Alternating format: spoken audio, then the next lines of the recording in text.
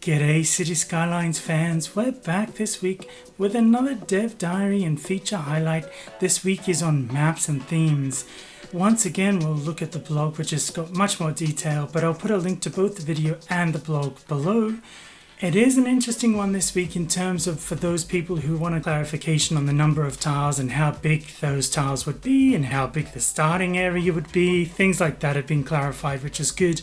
And then they break down the maps that ship with the base game in a little bit more detail, which is quite cool as well. So a shorter one today, let's get stuck in. So in the opening spiel of the blog, they talk about a brief comparison between the map sizes from City Skylines 1 to City Skylines 2. They say in City Skylines the playable area consists of 5x5 tiles, 9 of which can be purchased once everything is unlocked. One map tile is 1.92 by 1.92 kilometers, which results in a total playable area being 92.16 square kilometers, with a maximum of 33.18 kilometers squared to build a city on. And then they compare that to City Skylines 2, where they say things are a bit different. For starters, one map tile is much smaller, roughly 1/3 of what it is in City Skylines 1, but you are able to unlock almost all tiles, giving you a whopping total of 441 map tiles. That results in a playable area of 159 kilometers squared, which is roughly, they say, 5 times bigger than in City Skylines 1. So it's good to have that clarified once and for all to get an understanding of what is the area that we've got to play with, how does that work, and in addition to that, this time around, the map tiles don't need to connect to each other, so we can buy isolated pockets, maybe 2 or 3 tiles in a random area and build a little town there, and it doesn't really matter. They don't need to join onto one another, which I think is really good. It just gives you a bit more flexibility depending on your build style. And then obviously we know from previous dev diaries that providing the map tile is on the edge, that we have access to create those outside connections or tap into those outside connections, which is really good. Each map introduces different challenges in terms of the landscape, so nothing that we're not used to seeing now, which is good because, to be honest, it works quite well at the moment in my view. And then they just talk about when you select a map, we can name the city, we choose the theme, European or North American, and once we've selected that, it can't actually be changed.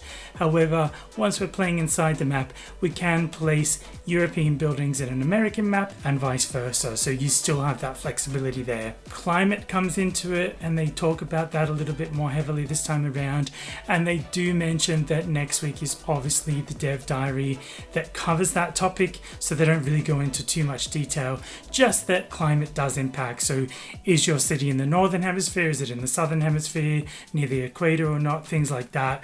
So clearly it's going to be about snow and things like that, so but we'll need to wait until next week, I guess, to see. So unlocking tiles is quite different. We have to rely on these new expansion permits, which are unlocked as we reach each milestone, and we can see in the video that we get a glimpse of all those milestones laid out, which is quite neat. And with these expansion permits we can unlock new map tiles as a result. As I said before, they don't need to be next to each other, so they don't need to be joined on anymore. We can just unlock random little pockets anywhere on the map that we like. So if we see a little feature that we like, we can maybe unlock that, build a little town, do whatever we want to do around that. So just giving that extra level of flexibility, which is quite neat. I quite like that. I think I would take advantage of that. What does stay the same though is things like the size of the buildable area, the resources available on that tile, and what connections in terms of planes, trains and automobiles are available. So it's good to see those sort of things staying because I think they work quite well just now. Then we come on to maps. So they talk about the base game shipping with 10 maps. So we have 10 different varieties of maps straight out of the gate. There's an additional 2, but you need to have purchased the expansion pass or what have you to unlock those. And those 2 are San Francisco and Tampere.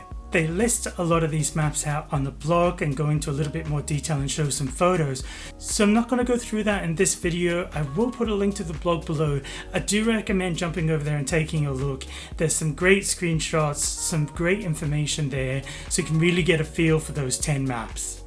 They then go on to outside connections and how each map obviously comes with at least one road connection, and most of the maps have pre-built train connections and seaways. We need to unlock the outer edge of the map or one tile in that outer edge in order to create our own outside connections. But obviously the map does come with certain outside connections, and that's listed when you select the map at the beginning of the game. So again, not too dissimilar than what we have now, but just taking it up that level, modernizing it a little bit more, giving us a little bit more flexibility, which is really good to see. Then lucky last is themes. So they just go on to talk about at the beginning of the game you choose either European and North American.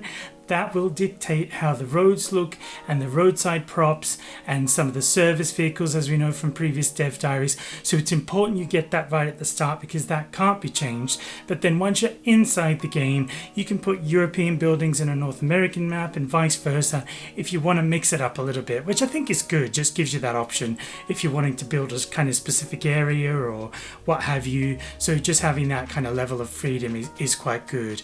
Hopefully moving forward or in the future, there's maybe different themes from different places around the world. I know we had a recent CCP with the City Skylines 1, which was Railroads of Japan, for example, and those assets are cracking. They really do look like they're taken straight out of Japan. So who knows what themes we'll see in the future, but I would like to think as the game matures that, more and more themes are added. So watch this space, I guess. And there we have it, maps and themes in a nutshell, feature highlight number 7. As I said, jump over to the blog. It's worth looking at if you really want to dive a bit deeper into what those maps look like in terms of the pictures and also a little bit of an explanation about them. So there's some handy information there. And I'm looking forward to Dev Diary 8 next week, which talks about climate, just to understand what impacts that has and how that differs from what we have just now. So as always, drop a comment below. Let me know what you're thinking, what you think of the Dev Diary. Thanks so much for watching, and I'll catch you next time.